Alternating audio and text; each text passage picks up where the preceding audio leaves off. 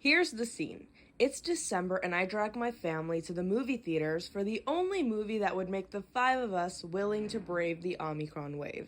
Spider-Man: No Way Home. I know what I'm in for. The beautiful nostalgia that will come from seeing my favorite Spider-Man, Tobey Maguire, alongside Andrew Garfield, rocking the screen once again in the famous red and blue suit. Now imagine my utter shock and delight when this guy, Mr. Matt Murdock, JD himself, pops up on screen. I'm instantly transported back to April 2015 when the first season of Daredevil came out, and in very quick succession, my obsession for all things Daredevil is reignited.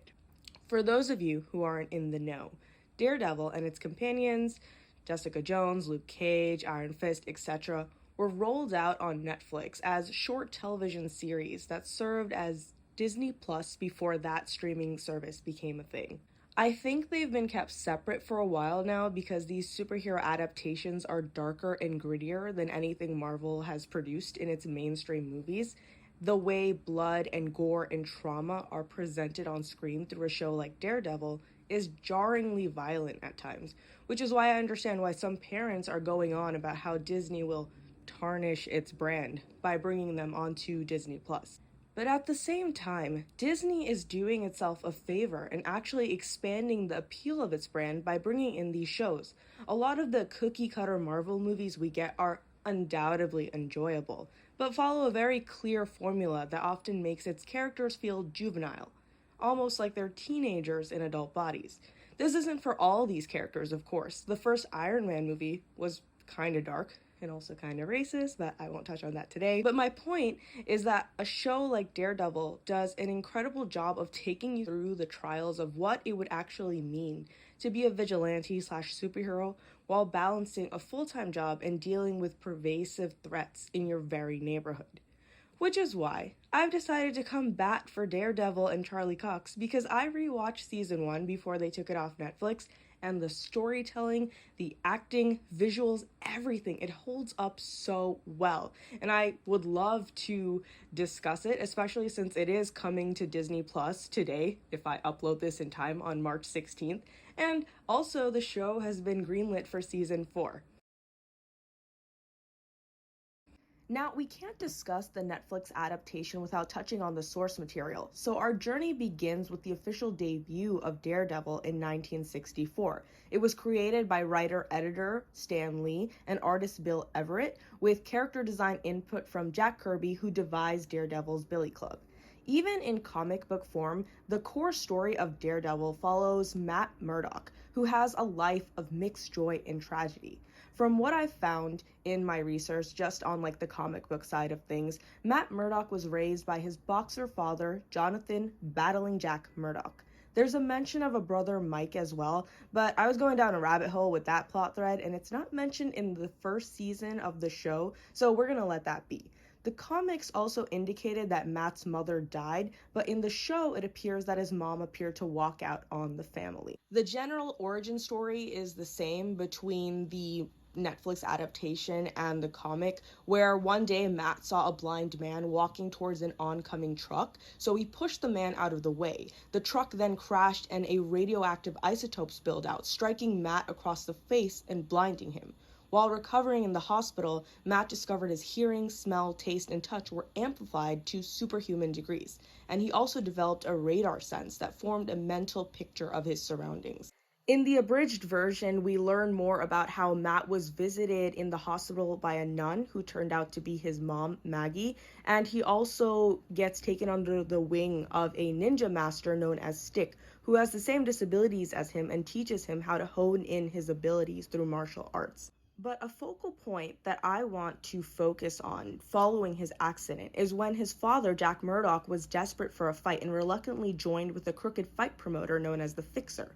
The Fixer set up Jack to be a heavyweight contender just to have him take a dive, and Jack refused, winning the fight, which then led to him being shot by the Fixer and his men.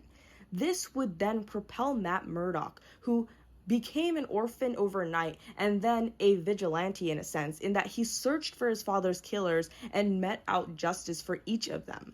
He would then go on, earn a law degree, and land a job at a major law firm, returning to Hell's Kitchen, and that's really where the show picks off.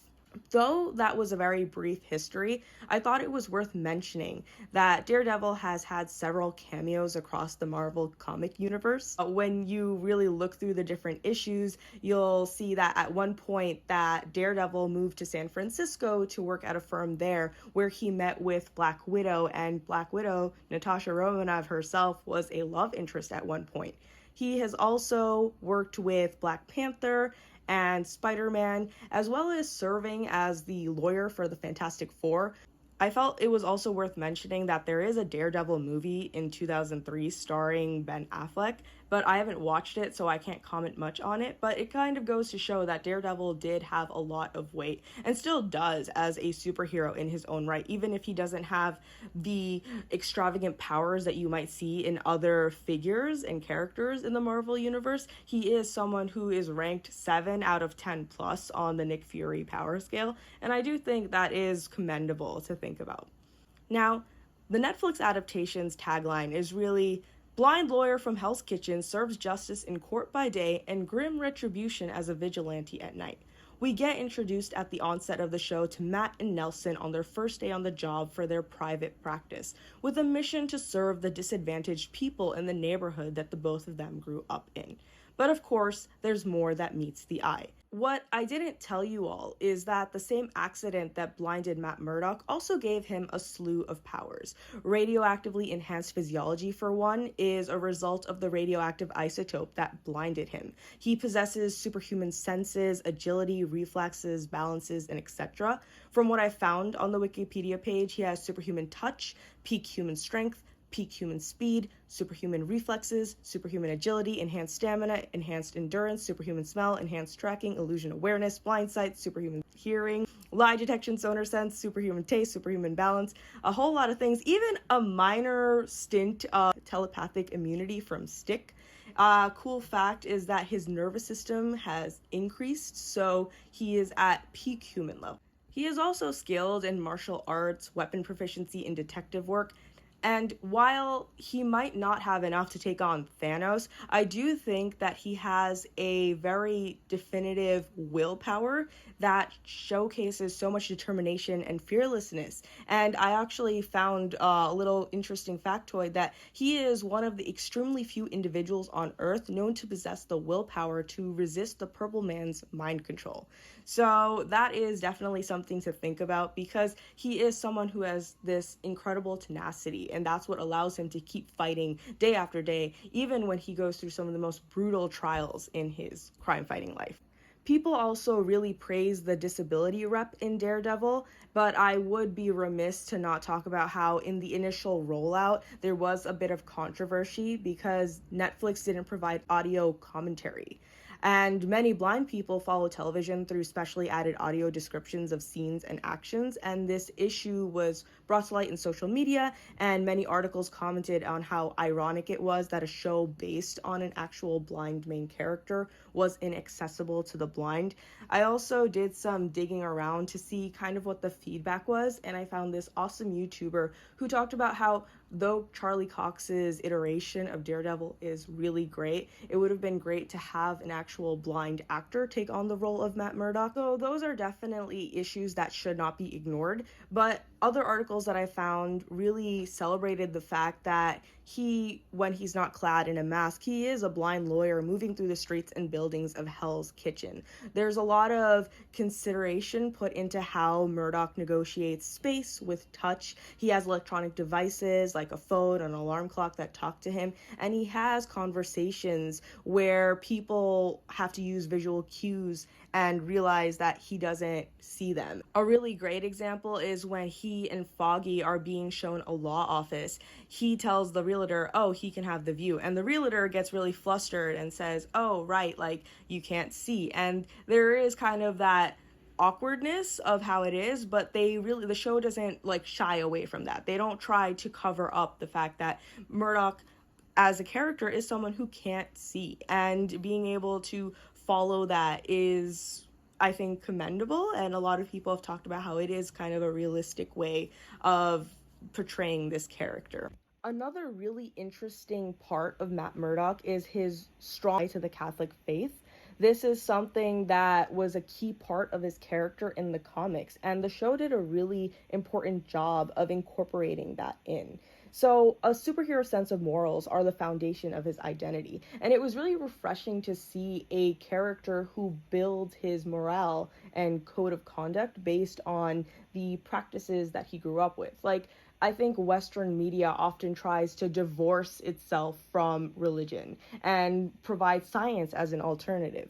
But instead, Matt Murdock is someone who really tries to do the right thing according to his Catholic upbringing. And the best way the show really demonstrates that is through his relationship with Father Paul Lantom. They have a lot of conversations about his history and his intentions, and the priest kind of serves as Daredevil's conscience on whether he is doing the right thing. And it's a really important thing that brings his whole character together, and I absolutely really find it to be such a wonderful take. I thought the same in 2015 when it first came out, and I still see it now, and I'm really excited to have more superheroes with these kinds of backgrounds, because Miss Marvel, for one, is a Muslim superhero, and being able to tie in those religious elements is not something that makes a superhero less of a superhero. If anything, it makes them more human and really grounds the reasons behind their actions. So I really think that's really great. I did some digging around, and it seems like there is a general consensus that the representation is appreciated. So I just thought it was really great to include that. With all these elements, I think Matt Murdock is just a very compelling character. He's someone who grew up without the resources of a person like Tony Stark, right? He's a low-income kid who grew up with a single father and a disability, armed only with intelligence and super-enhanced abilities, as well as a strong moral code. And so I don't really agree when people make the assumption that Matt and Foggy are acting as white saviors in Hell's Kitchen. The two of them literally grew up, and I think poverty, regardless of race, is a very harrowing experience, and being able to give back to your home is a very noble cause. And I think it's really interesting to see how Matt is someone who went to the law for justice, and when he considers the limitations of the actual legal system, he turns to something that is more brutal, but like more impactful as a vigilante. And being able to see that conflict of his lawyer side and his vigilante self, that Daredevil versus Matt Murdock, is a very, very exciting, intimate, internal battle that he deals with, and the audience understands and resonates with as he goes through. So overall, he is a incredible main character, and I'm actually amazed at how complicated and complex that he is. Outside of Matt, the supporting cast is also really good. I would say that a lot of them do come off as main characters in their own right. For instance, Foggy Nelson, his mission to really work on this practice, and we get to see his relationship with Matt from roommates to partners. And I think being able to see a strong friendship between two men, it is such a wonderful thing to see, because it is based on this deep sense of brotherhood, and they really play off of each other's strengths in a way that is really great to follow. And though Foggy is kind of the comedic relief to Matt Murdock's brooding, Foggy does present a side of like what it is that a good lawyer is trying to do. And so when they have their fight over Matt revealing that he is Daredevil, there was so much emotional impact in that scene, because this was such a moment of betrayal and tension in their friendship. Being able to see the real raw emotions of how Matt's secrecy hurt Foggy, and Foggy's disbelief of Matt kind of turning against his convictions as a lawyer, it was rolled out really well. And I remember seeing this post at the time when I first watched it, and I think it really captures that feeling of what it's like to see this really true and genuine friendship between the two, and why we do root for them, and why they are such a great complement for each other. Karen is another character who gets put into this kind of Three Musketeers scenario. And I think Karen, she could very easily have been dismissed as this helpless damsel. Like she's one of the first clients that Foggy and Matt kind of bail out, but she is, I guess, like, she surprised me in how she went down an investigative route. She was really intent on finding the people that did her wrong. And you know what? Like, she is not a helpless person. Like, you would think that she doesn't have any training or formal fight experience, but when it came down to it, she took action and took it in a way that was kind of daunting. Like, at times when I was following her plotline, I was worried for her and rooting for her. And I think the show did a really great job of rounding the three of them out and making them that, like, cool practice that is rooting up for the little people in a way. I do think we would have benefited a little more from learning about her background and how she came to be. I did watch the show twice, and I don't really remember much other than she was a worker at this company who was framed, and then she is kind of a person who moved to New York, but I don't really know her ulterior past or drive or motive, so that's something that I would want to fix. But otherwise, as like a person who was spurring the plot on, she was a really great figure, and I seriously respect her.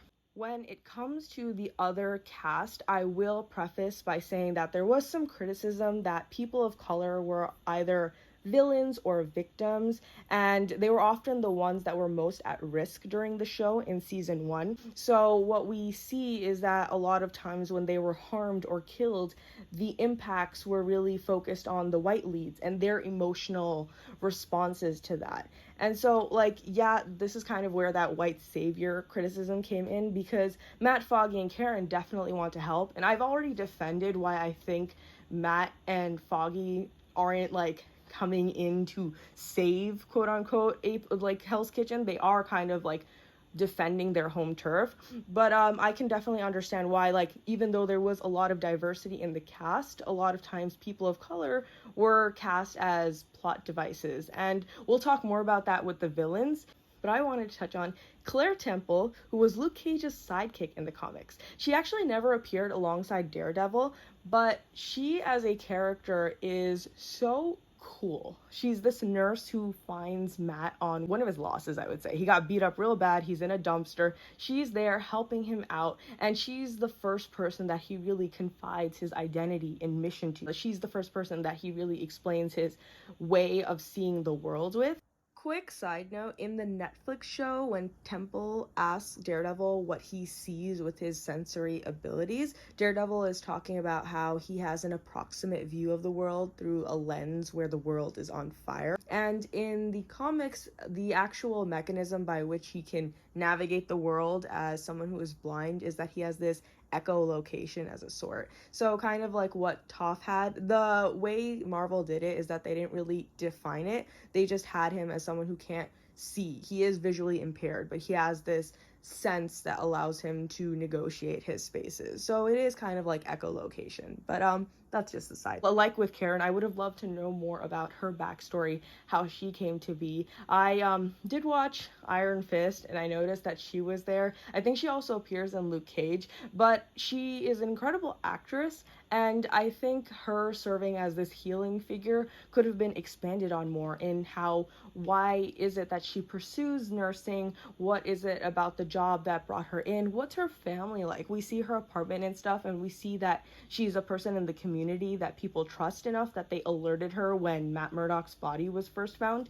But we really don't get more character building from her because she is brought to such a difficult place and she undergoes so much trauma, and I think it was really hard to see that for sure. But I will say that one of my favorite scenes is when she is kind of guiding Matt through the process of cauterizing a wound of a villain who ordered her to get beat up. And that whole scene, her on the phone, him using a lighter to burn this and like kind of like seal a bullet wound in, it was really, really intense. And I was like on my seat from the whole thing. I would have loved to see more of her. I don't know if she's in other seasons. I would I will let you all know when I watch. But as a character, she is so badass. She is so talented, and I don't know, maybe she'll show up in season 4. In the comics, because she never appeared alongside Daredevil, isn't a love interest, but I would not be opposed to that love story between her and Matt Murdock. I know Elektra also appears in season 2, so maybe that's just wishful thinking for season 1. But as a character, she is incredible. Moving on, another person who I think gets an unfair amount of trauma is Ben Urich. And Ben Urich is this news reporter who is kind of following the threads of all the activity that's working against Hell's Kitchen. So while Matt and Foggy are kind of taking the legal side and Daredevil is going in the underbelly of the city, you see Ben Urich tying it all together. And being able to follow his story was so interesting because he was this all-star reporter who had some really major stories and blew up a lot of different industries with his findings, and he is now kind of in an age where that is catching up to him and he has to support his wife, and we see this tension between him wanting to follow his passion of investigative reporting while also wanting to be realistic in how he can support his family. And the thing that really wins out is his desire for justice. He ultimately writes the article and gets a giant red target on his back. But in the comic, while he does get a beating for kind of doing that expose, in the show they decided to kill him off, which I am very disappointed with because he is as a character, Ben Urich is an active member of the Daredevil comics, so having him lost in season 1 from the get-go was really disappointing. But I think the entire time the actor did just an incredible job, and he is one of the all-stars from the season. Now, when we talk about the villains in Daredevil, we have to talk about kind of this network, a crime syndicate of sorts that is slowly encroaching on Hell's Kitchen. And it's made up of a list of different individuals that Daredevil works to take down each specific one, right? So one of the first villains that are taken down is Vladimir and Anatoly, who lead the Russian mafia in Hell's Kitchen, and they traffic humans. While there's another who is Madame Gao. She also appears in Iron Fist. I mentioned Iron Fist because I watched it and I kind of regret it, but we'll talk about that another day.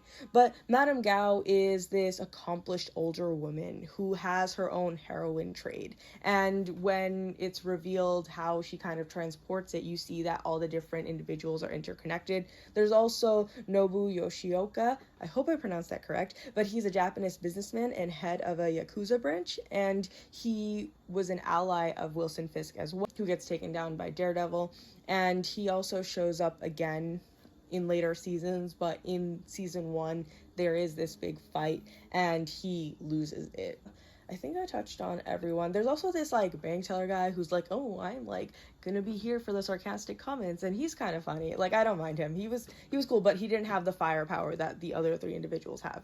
So as you can see, all these villains that I listed are kind of foreign, quote unquote. There are 2 East Asian individuals, so I can see the the criticism for how they were portrayed, but they were also kind of just that's how their characters are in the show, and I don't know if I can continue commenting on how that portrayal was. They are villains, so they aren't going to be portrayed in the best light, but for the purposes of season 1, they did work to create a very well-oiled machine. And when they're first introduced, there is a level of gravity, and each individual brings something horrible and powerful to the table. And the person that's kind of leading all that is Wilson Fisk. Wilson Fisk goes on to become Kingpin in the comics, but in this first season of Daredevil, we are introduced to Wilson as this man who is just searching for love. That's kind of one of the ways he's first introduced. And I think it's really significant that the show does that, because they want to really demonstrate to you that Wilson Fisk is this really awful person, but in the first scenes that you see of him, you see him as this lonely man who is just looking for someone to spend his life with. And it's in the cracks of that facade, when we see his aggression and his violence, that we see actually he is not as simple as it can be. What's really interesting about him is that he is an excellent foil to Matt. The both of them grew up in Hell's Kitchen. They both had difficult family lives, right? While Matt had a strong kind of caring relationship with his father, Wilson was in an abusive household, and his father would regularly exert aggression and physical abuse on him and his mother. And what you see is that he grew up to kind of take in all that anger and decide that he wants to help Hell's Kitchen. Like, his father tried to run for office and he failed, and so he kind of takes on that mantle by wanting to run for office as well and help Hell's Kitchen. But while Matt is seeking to eradicate the evils that kind of encroach on Hell's Kitchen, Wilson is seeking to just start over, completely will kind of roll down everything and set fire to the soil and start again, start anew, create a utopia that he could never have as a child. And I think it's really interesting to see his dynamics and how he navigates. And, you know, like I said, he is initially, like, one of his biggest arcs, in addition to leading this crime syndicate, is his search for love, and how we see his need for companionship with Leland, who is his right-hand man, and the kind of support and encouragement and vulnerability that he shows, because he wants to have access to that, but he was never able to in his life, whether as a child and now as an adult. He kind of, by the end of the show, realizes that he can't have that, and so he commits himself to this brutal life of crime. The way it is, Daredevil versus Kingpin is just like a very famous arch enemy pairing. They like go on for decades. I think even though he ends the season as someone who is caught by Daredevil after like a kind of a final battle, he does reappear in other seasons. I will be able to comment on it when I watch it. But from what I understand in the comics, they have like this 4 decades long, like, back and forth, duking it out, trying to determine the fate of Hell's Kitchen. And really, the two of them symbolize a yin and yang, where they are really just trying to vie for, I guess, their solution to Hell's Kitchen. Because I think the core of these characters is that they both love Hell's Kitchen, but they have different perspectives on how that love can really be used to improve the state of the neighborhood that they grew up in. So it's a very, very compelling story. I think the way the actor portrayed Wilson Fisk was just phenomenal, and I think the way they revealed his backstory and the slow deterioration that he has with each member of his crime syndicate as they fall and are taken down by Daredevil, it really does show how his mind is slowly unraveling, and that vision of Hell's Kitchen that he so desperately wants to bring to light, it can never come to be. But in the same time, Matt Murdock's vision of Hell's Kitchen also won't come to be. He will never be able to fully kind of eradicate the evil. There will always be a vacuum, I think, of people like Wilson Fisk and his members who will try to seize it. And it's really interesting to see how they're committed in this constant cycle and constant battle, where neither really want to give up and really want to go for their goals. So my conclusion from all this is that this is an excellent story. It is a really well done series, and the show really ends on that grim understanding that Daredevil's work is never going to be done. And that's why Matt Murdock really takes on that mantle. He puts on that full suit.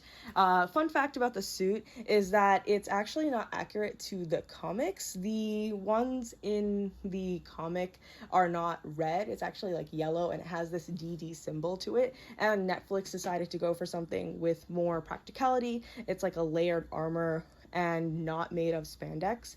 So I think there's like a bit of like favoritism for the street outfit, because like the street outfit that Matt Murdock wears is really cool, and I don't mind the Daredevil outfit. I think it's like really nice to see him kind of take on that mantle in the end and become that Daredevil, that devil of Hell's Kitchen. So I think that's how the season 1 ends, and season 1 ends with some very tragic endings, but also some exciting loose ends. And it is something that I thoroughly enjoyed the second time, third time that I watched it. I think all the actors are very talented. The directorial vision is really well done. The writing is actually like not like it like the writing feels like regular interactions that you would get between adults. No one's like trying to come in with quippy like one-liners every here and there, because it is just like a natural and organic conversation between the narration of the story. So